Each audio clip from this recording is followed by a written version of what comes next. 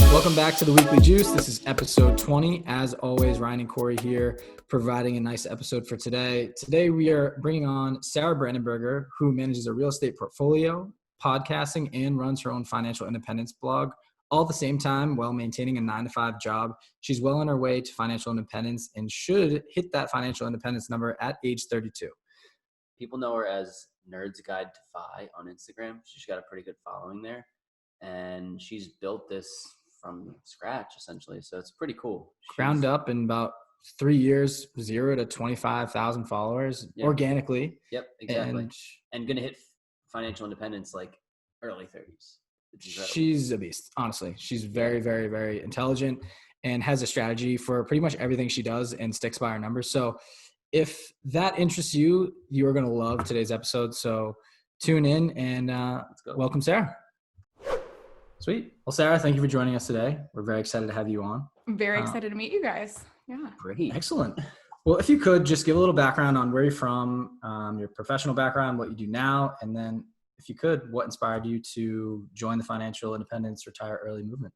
Yeah. So I'm investing in Indiana. So I'm born and raised in Indiana. I have like a fancy W-2 job that pays for my real estate. So I did grad school a few different places. I've lived in South Carolina and then begrudgingly made it back to Indiana, but it actually ended up being a perfect place to do real estate. So I can't hate the Midwest too much because of the prices we talked about earlier. But I really got my start on Instagram and kind of in the blogging world as one of the crazy Dave Ramsey debt-free people, like the people that are weird and nerdy and budget all the time. And then once I figured out it was pretty easy to save and pay off debt, and once you kind of got that system down and got flexed your savings muscle and got used to that, it seemed pretty easy. And then I was kind of like, okay, well, debt's we're on track to pay off all of our debt that we have and all of our car debt that we picked up, and what do I want to do next? And that's really kind of how I discovered the FIRE movement. As I started with the classic book that I think every real estate person begins with is Rich Dad, Poor Dad. I think we were kind of talking about that offline a little bit, where that's kind of like everyone's go-to starter book. Yep. And then I moved to Bigger Pockets books and got into, started with Scott Trench and then kind of binged Brandon Turner's books and got really interested in financial independence, and never really resonated too much with the classic FI bloggers. So the people like Mr. Money Mustache and Go Curry Cracker and all those folks, they were just so frugal, and they, really bike to work and stuff. And I'm like, I biked to work once ever. I nearly died. I was in my business suit, dying of heat stroke. I'm like, this is the worst experience ever. There's no way I'm ever going to be this, money saving, penny pinching. And so I just needed a faster way to do it that I didn't have to be as frugal, because I still like shoes and shopping and buying nice things and going to Hobby Lobby and buying all their fall decor, which I just did. So pretty much I, went that route and figured out real estate. I could do it faster. And then I also wouldn't have to withdraw off of my stocks, which I really didn't like the idea of that. So I kind of dabble in a little bit of both. I like keeping index funds for the 55-year-old plus me, and then doing real estate in the interim to get there quicker. Because doing real estate, I feel like you have more control of kind of what you're doing, and you can set your income, and if I want to start spending more money, I can buy another property. And so that's really what got me into that niche and got me going from, Dave Ramsey roots to now, no money down real estate is kind of where I've transferred. Well, that's good. So I kind of lost it. Yeah, because you talk about Dave Ramsey and you talk about how that he's kind of almost one end of the spectrum where he goes no debt, but you have found this blend. So I'm curious, do you have a specific savings rate, or do you have a specific strategy that you use? I really like a 50% savings rate. I will say that that's a big thing, but I think a 50% savings rate is really easy to achieve when you get your income up high enough. So it's not that hard. Your basic living expenses, of course you want to keep your housing and transportation, food costs is down as low as possible. But really working on the income side really help that equation. Because once you kind of get I can live off of $2,500 ish. And then if I keep raising my income, now my savings rate is just going up. So I really focused on saving and kind of went from there. But so to catch people up to speed, you're 31 and you're a mom. And Yes. you I have a invest in real 1-year-old. estate, run a blog, and podcast. Yes. And I think maybe a few more things.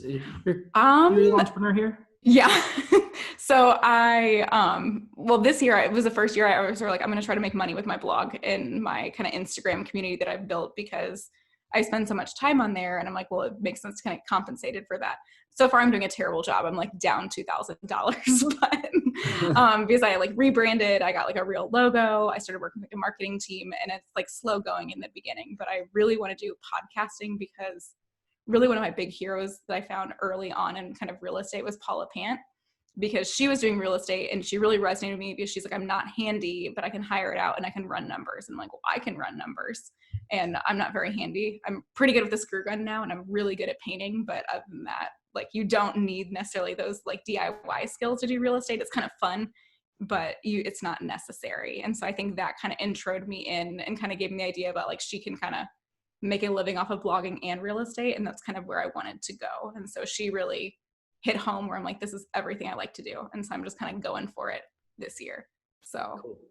You talked about previously, you said 50% savings rate. And some people are probably going to look at that and be like, holy shit, how do I even begin to get to that point? But you said you're house hacking.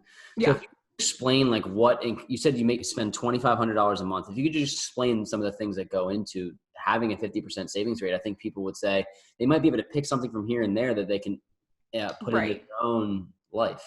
And I think early the Dave Ramsey roots help with that, because I learned to do like the monthly budget, which is like the thing that no one wants to be told is like, you should do a budget. It'll teach you how to save. Like, everyone's like, kill me now, I hate budgets. But it really helps you just become aware of what you blow your money on. Because I think the biggest thing is people just like mindlessly spend and like get Amazon packages in the mail every day, which I'm super guilty of, and literally have no idea what they've like or what's arrived at their house. And I just think people so mindlessly do things. And I think that's the budget is more teaching yourself about your spending habits to kind of work on it.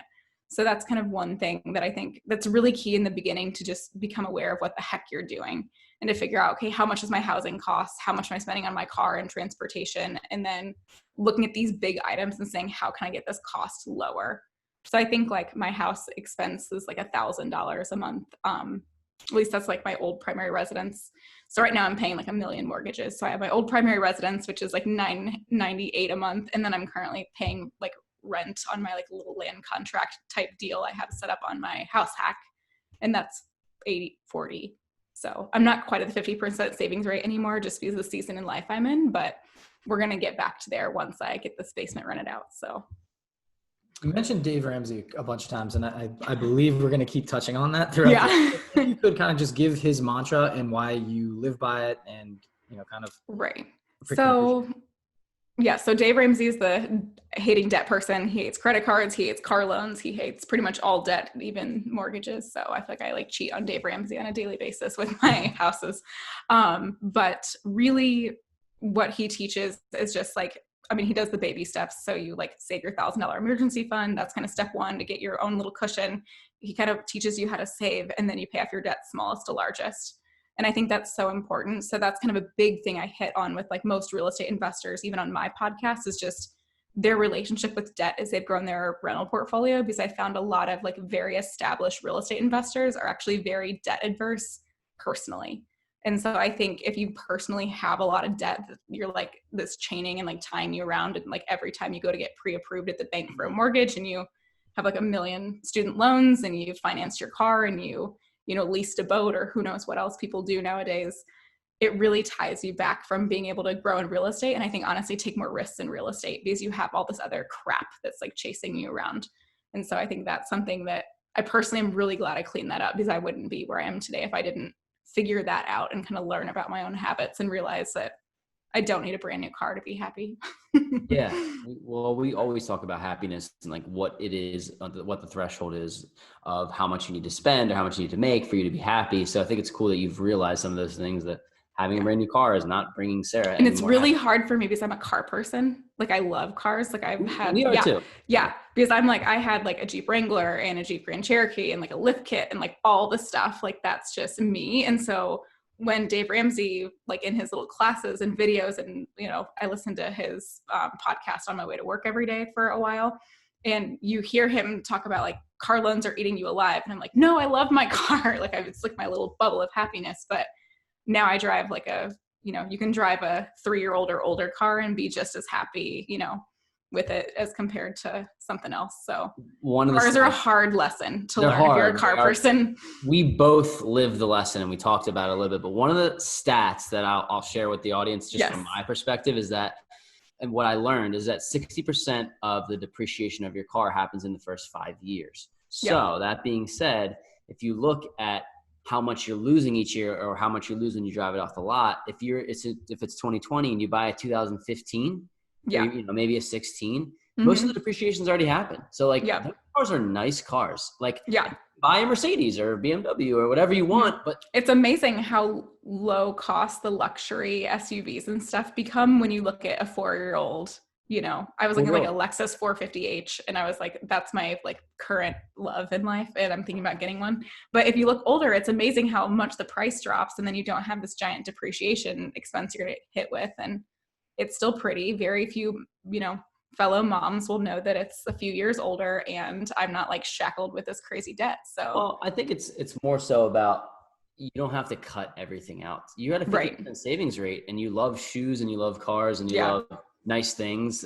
So I think it scares people because it's like, well, I want to live my life. It's like, well, you can do it. Right.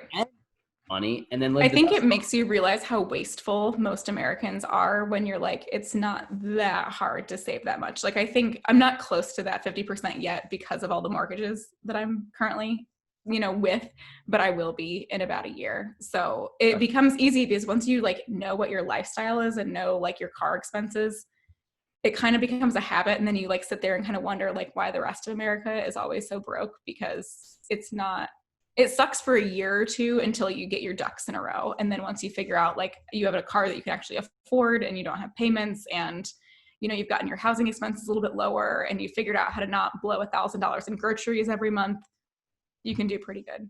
Yeah. So. I think this is a perfect segue into a question like, what are some of the struggles, maybe mental or some of your personal struggles that you've had experienced while trying to reach FI? Because sometimes I'll have the moments where, well, by the way, to touch on like, what is your FI? Do you have a FI number, like a year that you think you'll reach it? And then also maybe what are the struggles that go along with trying to get.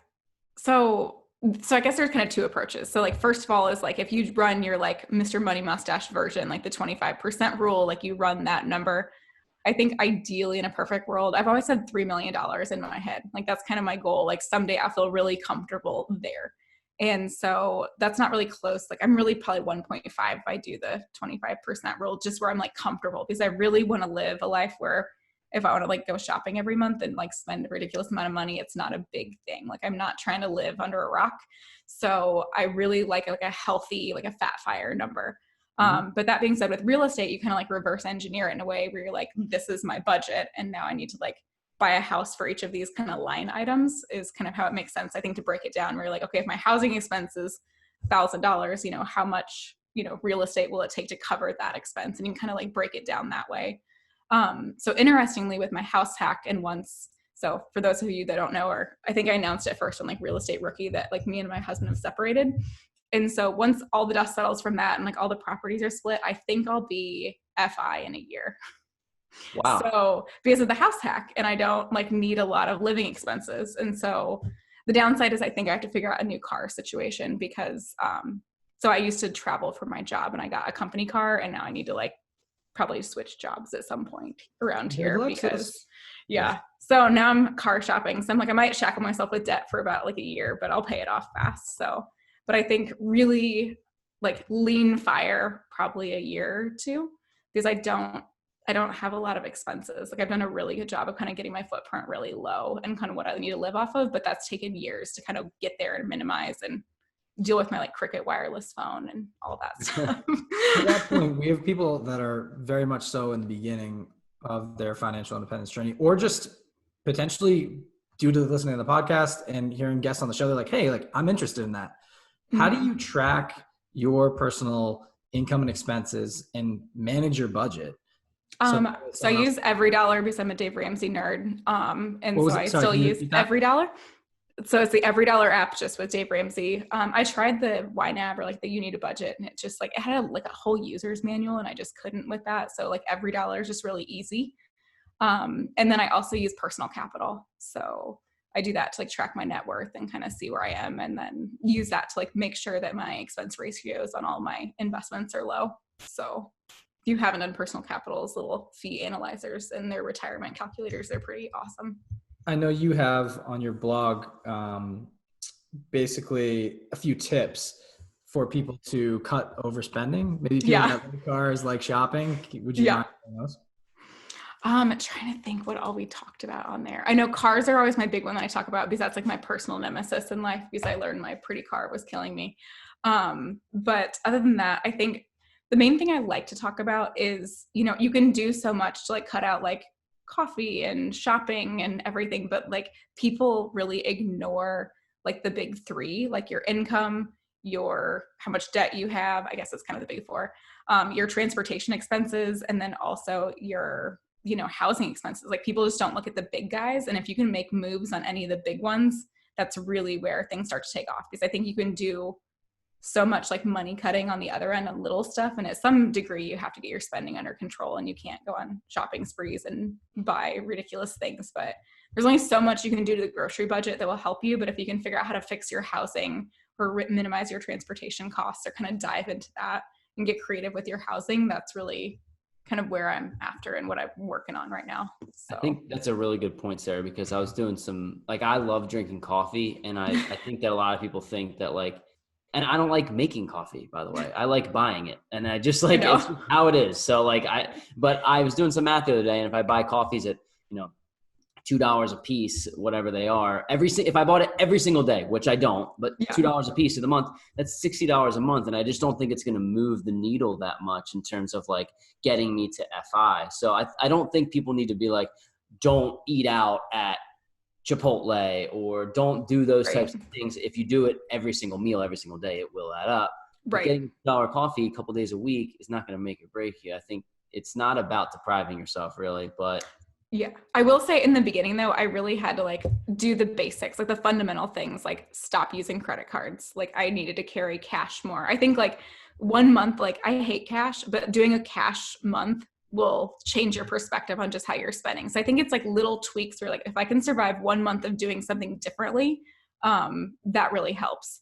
So, because I did that really early in the beginning, and honestly, it's been so long since I've done that. I mean, I'm looking at my budget this month, and I'm like, I could probably use to go back to some of my old methods that I used to love.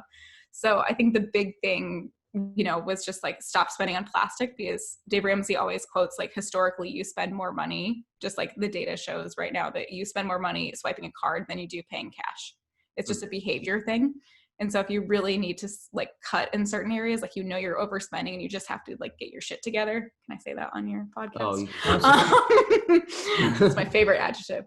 That really just kind of trying something different for a little while to kind of hack things helps kind of revamp where you're at, or kind of reset your mindset so you stop just blowing money. Again, it's that awareness that you have to figure out how to trick yourself into stopping some bad habits. I just think of how painful it is to pull out a wad of cash and see a large amount go away. Yeah.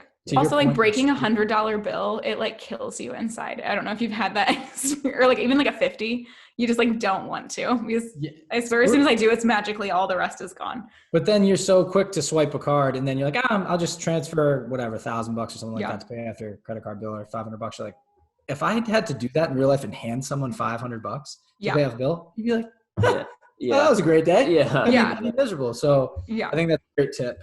And you forget about it until like right now I'm, I was selling some stuff on like Facebook Marketplace, and I had cash, and then I'm paying like one of my handymen just like cash on the side, because I have a friend who's like, I'm really good at tile work, and like handing him like $600 in all cash, it kills you a little bit. You're like, bye friends, like it's been good to know you. So I think it's definitely something to try if you're, really trying to like change up where you're at, and you need to really rein in where you're at with spending. I think it's a good strategy, even if it's just something really basic, because it does give you that, it frames your mind in the right way. But one of the things I want to touch on is I saw something on your blog and on your Instagram about no spend August. And yes. So Ryan and I have my chart actually somewhere around here on my desk. I'm not huge on budgeting. I use Mint, but we definitely know how much we spend. And we know if we needed to cut something, like what we would do to do that. But having something like a no spend August each day, it intrigues me. I don't know if I'd go that far myself, but I think a lot of people would like to know, like what goes into that. Yeah, so it's pretty fun. So I started doing this like years ago. I kind of did some hybrid chart of a few different people's and thought it'd be fun to like give myself something to color in, because I'm like, if I can get on a streak and then I know I'm posting this to Instagram and people can see like how many days in a row you've consecutively spent, it's just kind of an accountability tool. But really you kind of set your own rules. And I think people get overwhelmed by the chart and they're like, I can't spend anything. I'm like, no, like if you know your friend's birthday is on Saturday and you're going to buy them a drink, you're going to budget that in for the month. So it just has to be, they're not just like blowing money mindlessly. Again, it's like that self-awareness thing where you're like, okay, I know I'll, keep aside $50 for that particular weekend, but the rest of these days I'm not buying stuff on Amazon. I'm not going to the coffee shop unless I budgeted for it before the month began and know I'm going to hit my like savings goal, because I'm tracking and I'm not, I guess, unnecessarily spending in those days. So it's really beyond what you should be doing. So like I can't go to Target and just buy clothes. Like I need to like stick to my grocery budgets, and it's really just making yourself do the budget and not adjust it. So essentially what it is, just for people listening, it's essentially a chart, right? That details out the month, and you go in and you slash and highlight and budget, right? Yeah, I just have a green highlighter and it's just in a big black Sharpie, like one of those really, I don't have it with me, but anyway, like one of those really big, like obnoxious Sharpies, and I either get like a giant black X or just color in my little green square, and you hope that most of your month is green when you reach the end. And, it makes you think about like, if you're going to post it to Instagram, like today, I really don't want to buy this Amazon purchase, but I'm going to have to have a big black X on today. And so it's a little bit of accountability to just say, I don't need to buy things, and, I can add to cart, and, it can sit there for a month and no one will die if I don't have, this wreath this month or something like that. Yeah. Well, I think it goes back to just intentionality. I think that's what this whole thing is about. Right. And if you get a joy out of spending money and you want to do that and it makes you happy and you can do it and you can sustain it, then I would suggest that people do that. But I think the whole intentionality thing is like, that you have an end goal or something that you want to get to. And if you're that type of person that wants to get somewhere, mindlessly spending money is just not going to work, because it won't ever become free from the whole rat race or the game. So I think that's just kind of a good way to frame it, right? Like, yeah, because I think so many people wouldn't be going to a job they hate, or wouldn't, everyone would be investing in real estate, or everybody would be saving, and no one would be worried about retirement if we're all good at it. So you have to figure out something different if you want a different life. Like if you want an average life, then knock yourself out, like blow all the money. There's no reason you need a no spend calculator or a budget or anything like this. But if you really have lofty goals that matter to you, so you build a certain kind of life, you have to be like, I have to do something different than the average person is doing. And I think it just makes you try different things. So to parlay this, I think you decided not to live an average life. Pretty much. So much so that you decided to not only budget, but create a blog, which you call Nerd's Guide to Financial Independence. Yep. You essentially teach people or tips and tricks on how to budget better and optimize their personal finance. Can you just explain how your blog differs from other 5 blogs out there? Yeah, well, I never really developed it to be a tool. It was just like I always say I did it for 2 reasons. One, I just needed accountability, because I was like paying off debt. I'm like, this sucks, because everyone around me is just blowing money and buying boats and, cars and like these ridiculous things. And like half the people I know have a car lease, and this is terrible. And once you kind of drink the Kool-Aid a little bit, you're just like, I just don't want to do that. But I needed people around me that were doing similar things. And so I think that's really how it started evolving. And so it was never really like, it's great to help people, but it was really never kind of the goal. I just did it because I love it. Like I just love personal finance. I like talking about it's worked for me. And I get really, I guess it's hard sometimes to read blogs that are like, you should do this. And so I tried to make the tone of mine very like, this is just what I'm doing so I can hit my goals. And just be an example where I'm not like preachy, because sometimes people get it feels a little too commercialized, like a little bit too much like a sales pitch. And so I just want to be really cognizant of, maybe somewhere out there, one of these posts will resonate with someone and help them out a little bit to get where they want to be. And that's really the content I was trying to put out. So it wasn't really to, I guess, like build a crazy brand or anything. I just do it because I really enjoy it. And I've learned it helps people just talking about it. And so it's more about the community aspect and developing relationships and like getting to know people on Instagram more than anything else. Because like the cool I've ended up with this huge amount of followers and didn't try at all. Yeah. Well, that's what I'm saying. The cool thing about that is it's just consistency. Yeah. If you provide good content and you put your message out there, you're going to build your own community of people that like those things. Yeah. So if your best friends, because it's just my happy space, it's just fun for me. Yeah. If your best friends or your family don't enjoy those things, then you talk about them anyway, and you find people that do like to talk about it. So I think like your own circle gets really sick if you talk about like budgeting and apps, and you don't want to like preach them either, because I'm like, if they don't want to do this, that's fine. Like you don't need to go this far down the rabbit hole like I am. Like your average person is totally great, like just Dave Ramsey in their life and kind of cleaning up money and then like not doing fire and not doing FI. I'm like a particular kind of crazy that kind of went off the deep end because I just love it. And I think it's pretty awesome to have the flexibility of your life to never be tied to a job. And so it kind of is just a passion project for me. So you started this, based on what I've read, in 2017. That was when you started the blog, you started the Instagram. You've risen from 0 to 25,000 followers and built this little community, right? Based off of you saying, just doing what you love and your passion. Yep. What else have you done other than just, kind of laying it all out there on how you feel? Have you worked with, I believe you said, a marketing agency? How did you build that following, and how do you cultivate that on a daily basis and build a relationship? I'm like the last person you want to ask this because I've done nothing. So I just like literally post content, and then the February of this year, I have a friend who I've met through the debt-free community. Her name is V, and she does weird digital marketing. And she's like, I have this marketing platform. I really believe in what you're doing. I like that you're doing real estate.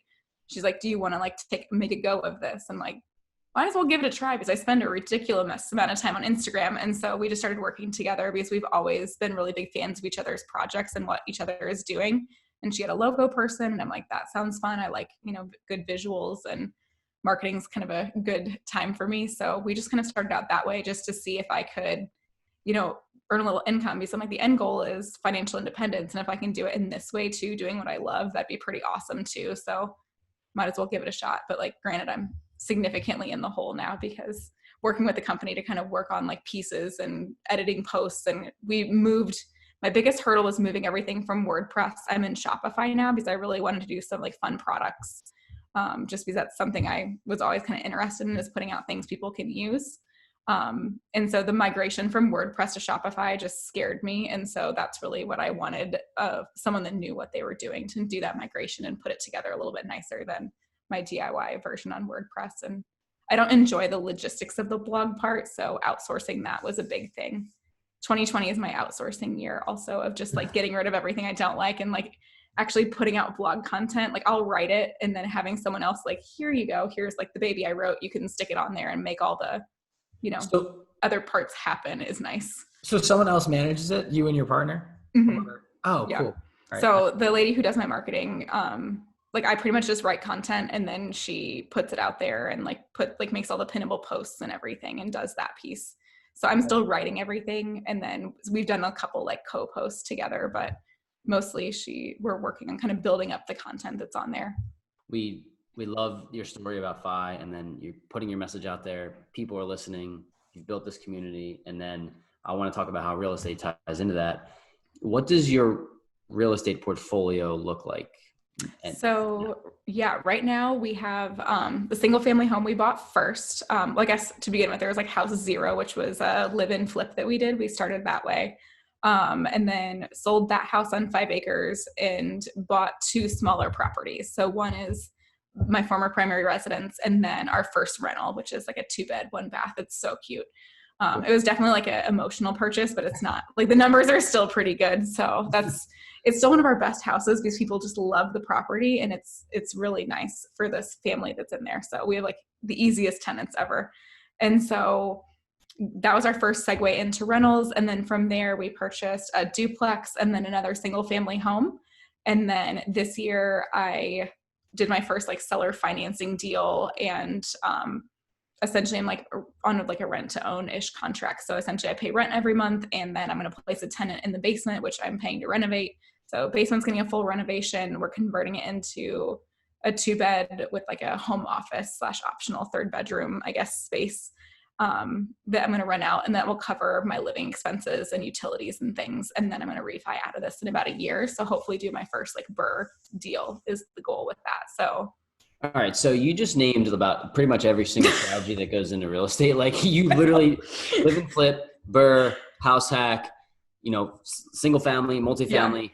Yeah. I think that's interesting to me because a lot of people grab onto a niche. No, they like, this is what I do, or this is what I'm good at. And almost we're kind of feeling like that, like small multifamily might be the way. Yeah.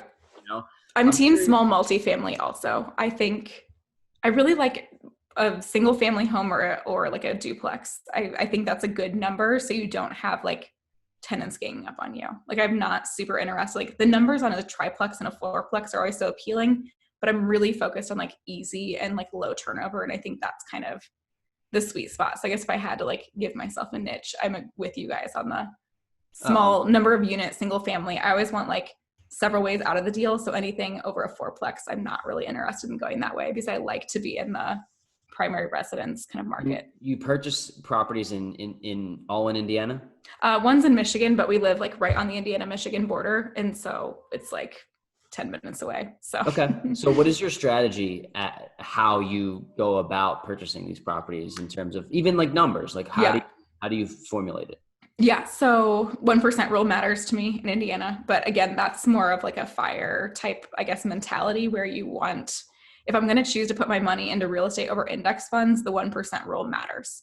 And because otherwise I'd be much better off super saving into index funds where I have to do literally nothing than spending all my time doing real estate. It's just a kind of my gut check spot. And to go over the 1% rule, because some of our guests might be new, is that if you have a $100,000 house or $100,000 property, it rents for $1,000. Anything above that, which that's 1%, the rent is 1% of the purchase price. Anything above that, you're saying that you feel is a good deal for you based on maintenance, capital expenditures, vacancy, and the things that you have to outlay expenses for. Exactly. So like our little 2-bedroom, 1-bath, the cute one that I love so much, it was $78,000 and it rents for $770,000. Okay. So we're kind of right at that 1% rule number for that house. And I think we'll bump it up to the 780 just so I make my spreadsheet happy for this year. Yeah. Well, we know how important that is. It's very important. But go ahead, Ryan. Did you have something? To that point, your spreadsheet, I think we talk all the time on the podcast about people having these real estate portfolios and they use this strategy. But to get to the nitty gritty, I think it's important for people to learn how to build systems out and how to have a well-oiled machine. What programs do you use? And kind of, if you could give us like a day in the life walkthrough of your system on how you manage your real estate empire here. So everything's in like G Suite. So like Google Drive, Google Sheets, because I want to be able to access anything from my computer, work from home, like everything can be run off my phone and iPad, my home office. I just wanted everything in one spot. And so if I'm ever, anywhere in the world, I could get to my real estate stuff and have like any documents my tenants sign and everything like saved into Google Drive or have a spreadsheet with all my numbers in it pulled up. So I use like Google for everything. For property management, I'm about 50-50 with Cozy and Avail. So I started out using Cozy originally to do like all of my tenant pre-screening and then do all my rent collection.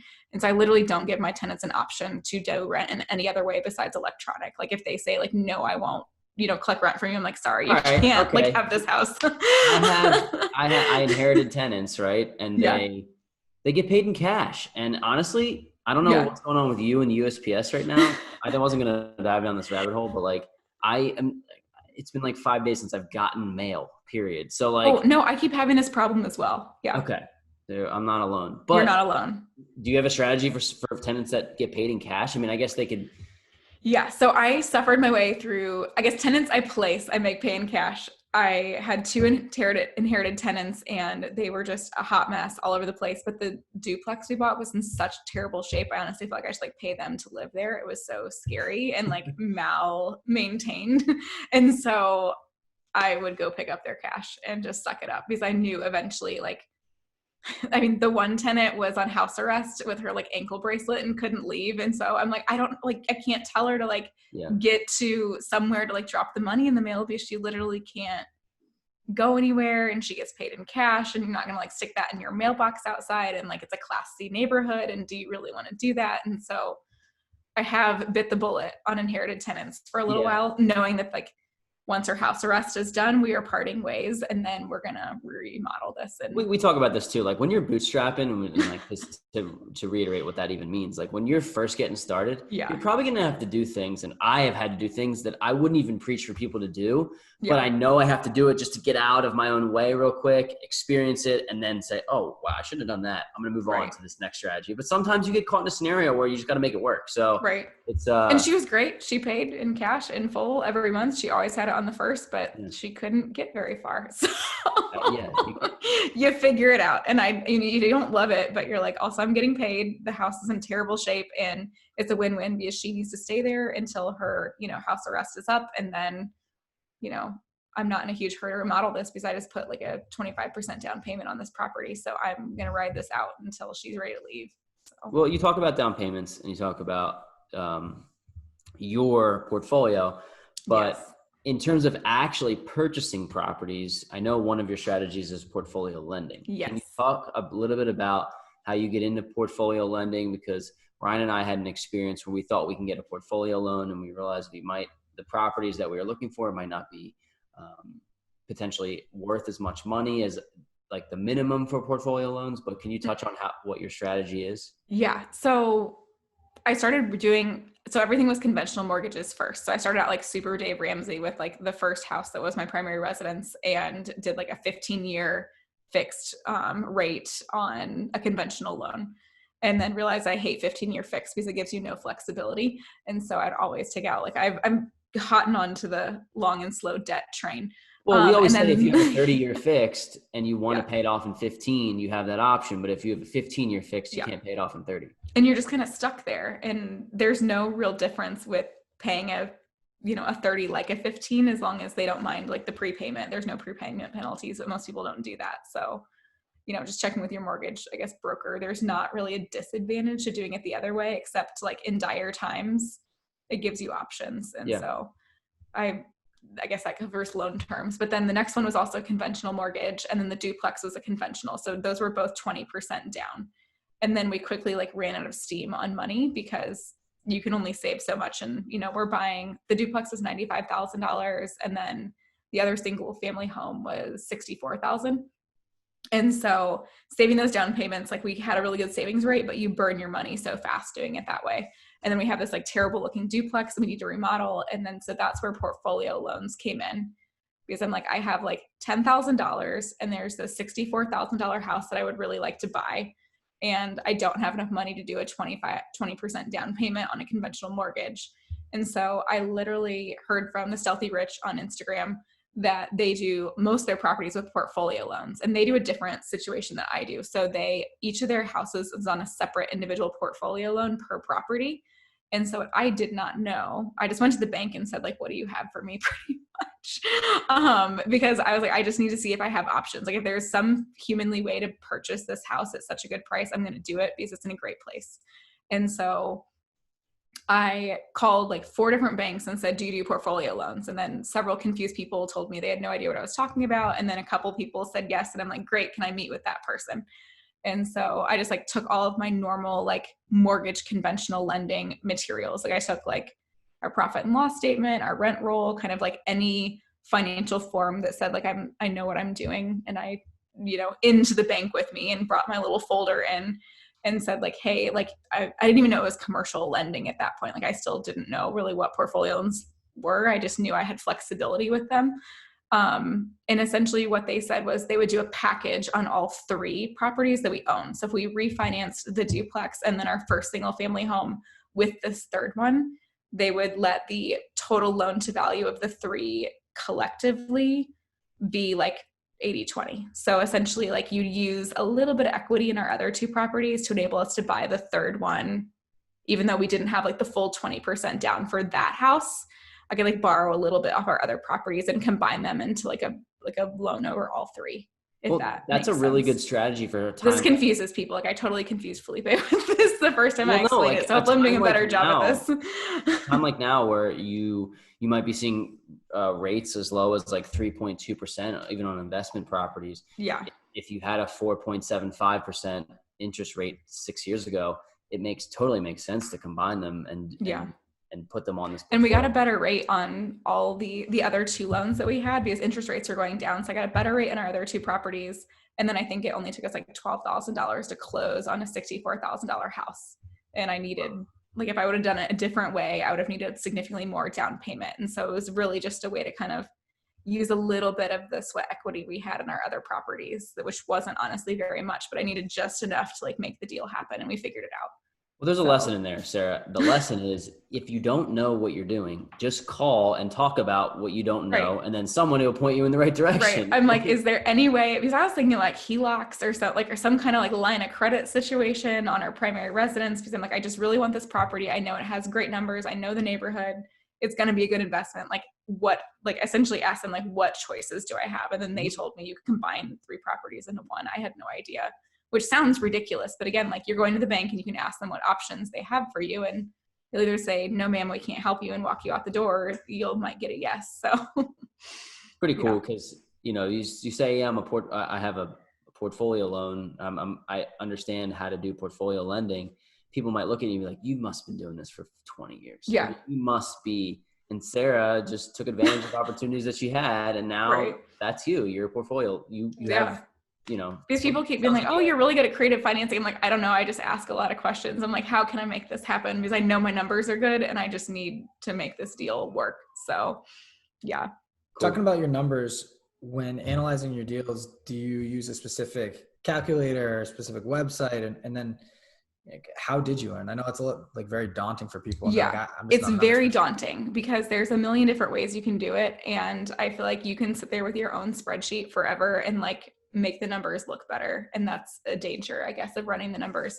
And so I started out using BiggerPockets calculators, but I thought they were kind of clunky at first. And then also like I'm too cheap to like pay for like the pro membership on BiggerPockets. Like I love their calculators. They're phenomenal. I can put my little picture of my house in there. It's beautiful reports, but it just felt it was a little too slow. Like I wanted it to be a little quicker to make decisions. And then, and I wasn't going to pay for the membership. Sorry, BiggerPockets. I love you anyway. But so I just made my own calculator in Excel, and I actually have it in my blog store now. So I put that out there. So if people like want to run the numbers like that, most of it, I run the numbers pretty similar to what Coach Carson does. So Chad Carson puts a lot of like how he runs the numbers on his properties out there. And so I kind of broke it down that way. But I just try to make it simple because it's so easy to make the numbers messy and to try to figure out, like, no one wants to give you like you do 10% for maintenance or like, you do 10% for like management costs. Like people have a hard time quoting you an exact number because markets are so different. And so I just wanted some kind of formulaic way that I ran the deals the same on all my properties. So I kind of learned from a lot of different YouTubers and things who share their numbers, and Brandon Turner's like old like Foursquare method. He used to draw on paper before they had their fancy calculators, just watching a bunch of different people do it and try to make it simple. So at least I was doing it consistently every time. So my properties were compared apples to apples. So I'm curious what you like to use for those numbers in, we'll stay specific in your market, because in our market, in the Philly, Jersey area, I always use, not always, but depending upon the condition of the property, I'm normally around 5% for maintenance, 5% for vacancy, and 5% for capital expenditures, which sometimes for some people could seem low. But I'm curious, but it's worked out so far, I think. Right. But actually, if I run my numbers on this year, I'll probably going to be around more like, I just combine those with 5 for capital expenditure and 5 for maintenance. I think on my one property, it might be at like 12 or 13 for the year, but I had to do some bigger projects. So like it is what it is. Yeah. So instead of 10%, I'm curious what those numbers might be for you. I'm going to pull it up because honestly, it's been a minute since I've ran it, because I've ran it on my duplex and then it's bad what you're playing. And by the way, when I say 5%, I think it might confuse people, but we're talking about 5% of the rent. So yes, that matters. If your property rents $4,000, 5% is $50 a month. Another 5% would be another $50 a month. So you're talking 10% for maintenance and capital expenditures. So this is actually kind of interesting because there's so many different ways you can do it. So I learned from the Stealthy Rich that they like to run, when they run their rent number, they like to run it as the rent at the time of when you buy the property. So like if the property is already rented, they'll run it with that rent because they said like future is never guaranteed. And so like, it's so easy to put crappy numbers into your spreadsheet being like, oh, well, my comps are, $1,000, but really the rent right now is $600. And like, are you really guaranteed to get that much of a raise? And so I liked the idea of running it on the low end of rents. And so I guess my rent number is rent at the time of buy, any other miscellaneous income from the property. And then trying to walk down. So I do the 1% rule. I run cap rate as well. And then my goal is always like 8%-ish cap rate. It just depends on the market. Do you have a specific goal for cash on cash return? No. Okay. I don't. So this is my other thing. I'm not big on cash on cash return because I don't like debt. And so it's like so heavily based on how you finance a deal. And it's like the less money you put in it, the better it looks. Yep. Exactly. And so I try to not worry about that since I'm doing it for financial independence. I look at my like net income per door is really what I'm worried about. So I literally don't even, like I had it on my spreadsheet. I think it's probably still on the bottom of it somewhere, but I don't even run cash on cash return anymore, which is like contrary to what like everyone does because everyone wants to see this like infinite cash return and I don't even check it. So that's interesting. So if you had to pick, gun to your head, are you investing for the for cash flow or for, I would say the word like appreciation? Yeah. So it's all cash flow because all I care about is just like covering my living expenses. That's kind of the goal. Yeah. Because that's kind of like that pays bills. There's, right. And for me, and I'm not in an appreciation kind of market either. Like Indiana's pretty not exciting. Like, yeah, we're going to go with like inflation, but you're not like in a really high appreciation market. I'm like the slow and steady guys. Yep. Little white boxes, slow and steady environment. Yeah, that's the way to build long-term wealth, right? I mean, your properties are going to probably go up at like an average of 2 or 3% a year, and then you might have dips and stuff like that. But in 30 years, you're going to see that growth. Whereas in, a hotter market like San Francisco, you might have this big boom like you had, but then if the market dips, it could be scary. So that's cool. I'm really glad you got to share some of those numbers with us. To get your answer though. So I do 5% of rent for vacancy reserve. So same thing that you do. For maintenance, I do 1% of the purchase price, which is also like a heavily debated number. Yeah. I just like committed to something because like 37 people have different ways they run it. I always build in property management at 10% because someday if I decide this is a lot of work and I want to hire a property manager, like somebody on Bigger Pockets, I think they've all probably said it was like, you're buying yourself a job if you don't run it with management in there, because someday if you ever want to exit, you want to have that built in, because otherwise if you don't run it with that included, then you always have to be your property manager. If the only way your numbers works is without that, you're kind of doing yourself a disservice, especially if your goal is like fire and like living around and like kind of living a more, if you ever want to do like a nomadic type lifestyle and pay a manager, you want to build that in from the beginning. And then my CapEx, I run 2 different ways because I'm a really big nerd, but right now I do about 1%, is kind of where I'm at. 1% of the purchase price. And that would lead you to 1% of the purchase price is the number for the year. Right. Okay. Right. Yeah. So that makes sense. It's a little bit high. Well, it depends. It totally depends on the purchase. It depends.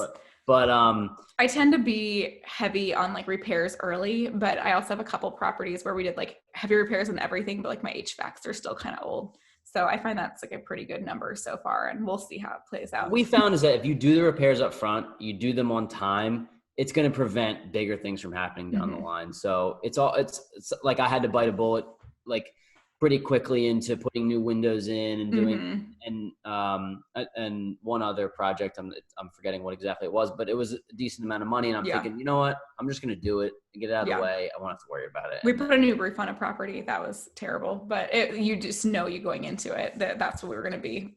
Yeah. The duplex was rough. It needed a whole new everything. Do you have a favorite deal that you've done? And my house hack is pretty nice right now. Like I really, really like that I was able to buy this house for the price I hit in the market that we're in, because I feel like the market is just so hot right now. I'm shocked that it was listed for $309,000 and we ended up getting it $280,000. And I'm just like still mind blown. What it rents out for and then what your mortgage left over is, what you pay? Yeah. So right now I'm renting it for $840 a month. But then I also pay like taxes and insurance when they come up. That's just the contract I worked out with the person that did because it's, like I didn't finance it myself. I did it through a private money lender. And so, they purchase the property and then I pay them a rent every month. And then I'm paying like covering the taxes and insurance kind of throughout the year. And then the property itself, so rent comps are anywhere from $1,000 to $1,400 a month. And so the 1,400 is on the higher end.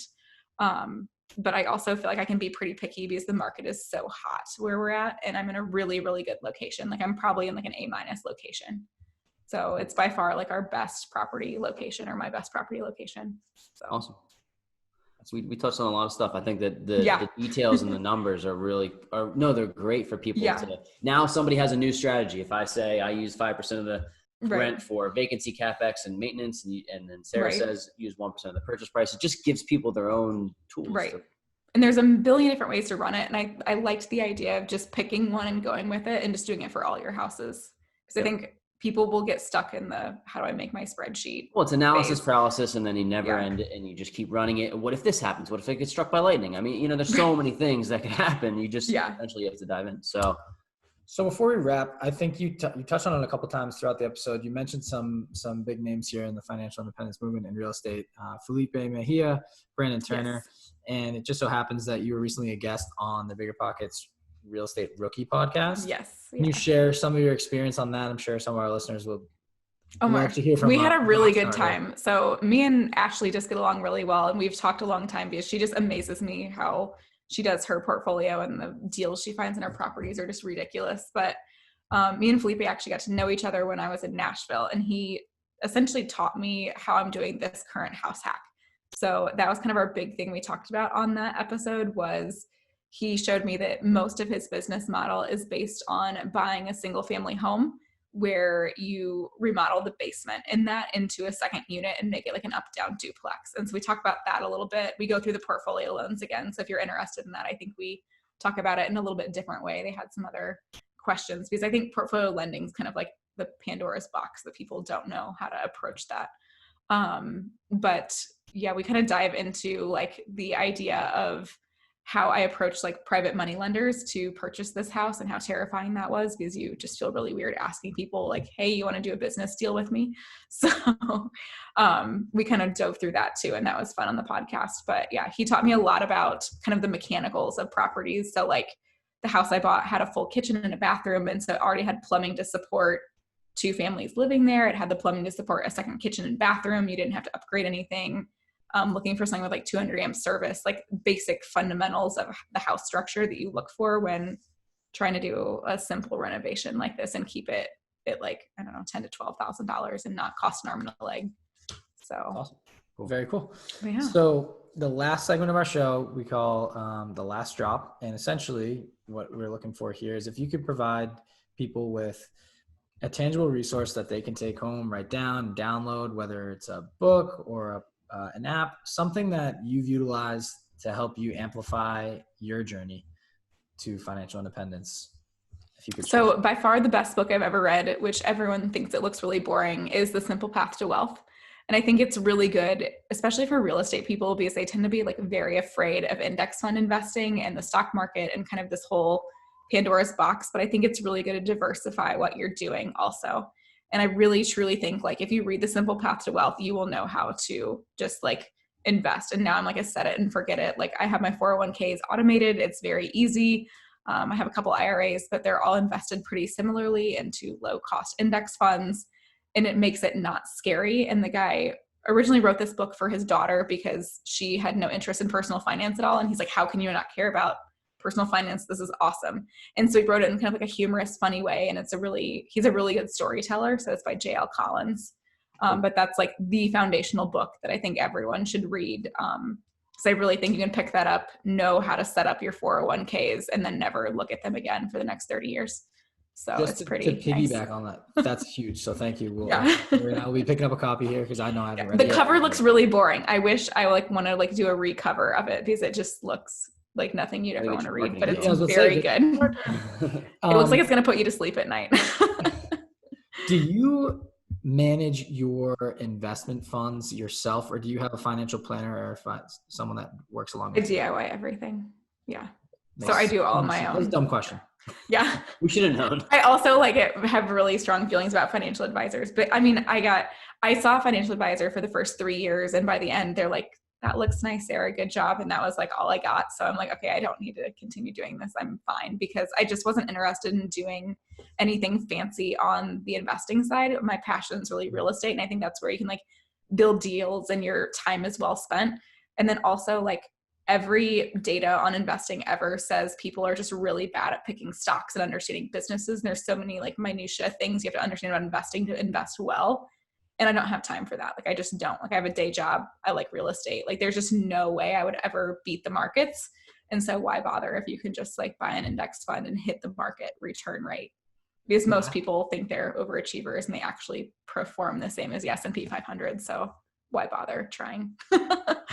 Which sounds really cynical, but I mean, it's easy. It's you're set up and I'll retire with like $1 million little nest egg over there and independent of real estate. So that hits me with my last question. And it's interesting because you mentioned running a blog, running a podcast, being on multiple podcasts, real estate. How do you manage your time? Like when specifically, like how do you have time to do all of this? And I don't watch TV very much. give me like a schedule, like a day in the life or a week in the life of like how you actually set this up. Because people are so curious. They ask us that's a good question. I've never been asked that. So, I mean, I get up like, do you want like really like nitty gritty? I mean, I get up at like 7 or 8. And I spend the morning with my daughter. So we always do breakfast together. She's 1 and she's hilarious. Like we just like eat bananas together. And, so that's like my morning. And then I take her over my sister, or I like have childcare. And so I take her over to her, and then I do my day job from like 9 to probably 4:35, go pick her up. We spend the evening together. She's in bed by 7:30 or 8. So most of the time when I do podcasts, I schedule them at 7:30 or 8 o'clock at night. So thank you for spending your evening with me, because she's in bed.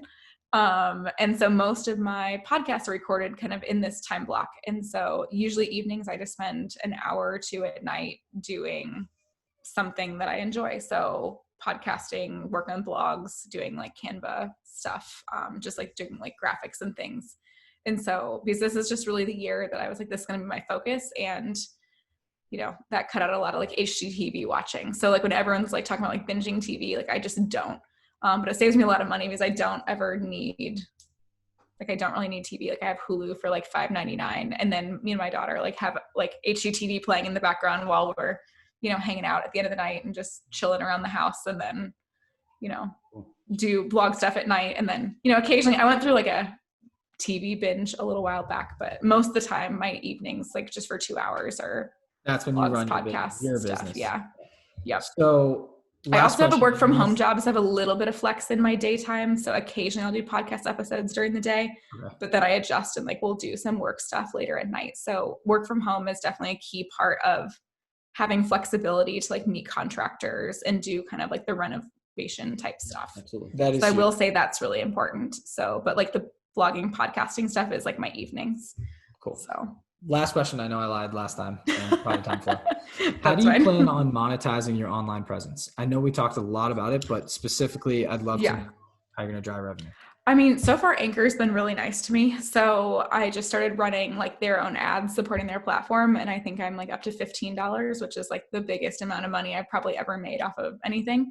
And then I have done a couple different spreadsheet type things because I just enjoy making spreadsheets, and I put those on my store, and those have done pretty well. So I think that would be something I want to go after a little bit more, is like, I know I just did them for like $7 because I mean, it's kind of fun for me to make, but I figure out a really good way to like automate Facebook and using a Veil and like doing this whole like tenant pre-screening thing, like a funnel. And so I talked to people about like how I went from like 100 Facebook messages all automated to a link in a Google form that links to a spreadsheet. And then like all of the people that apply for our rental units all auto-populate in a Google sheet. And so I have that whole workflow for like $7 on my blog. And so that's probably my biggest thing right now. I think eventually I want to do some kind of course, but I really want to make sure it's actually value, because I feel like so many people do courses and you want to be I wanted to make it sure, like I want to put out content because it's fun to do. And I really like doing like Zoom calls with people. And so I'd love to do, I hate one-on-one coaching because I feel like it's not quite as time effective, but I love like Zoom mastermind type calls. And so someday I want to develop something around that.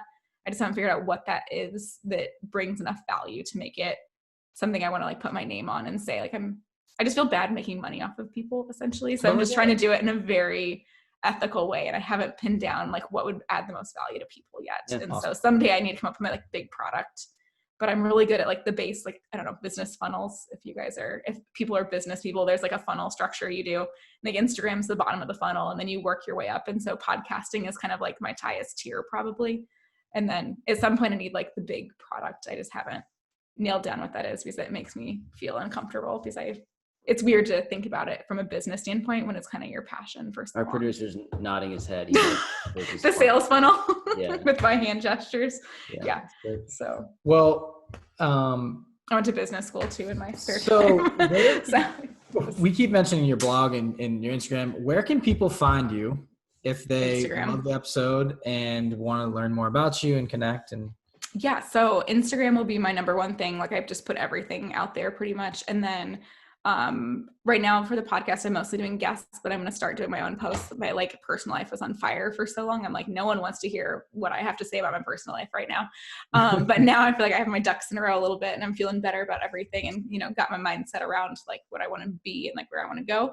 And so I'm going to start doing some more personal posts on there too. So if you're really interested in knowing like the nitty gritty, then people keep asking for that. I don't know. I feel like social media is borderline like reality TV.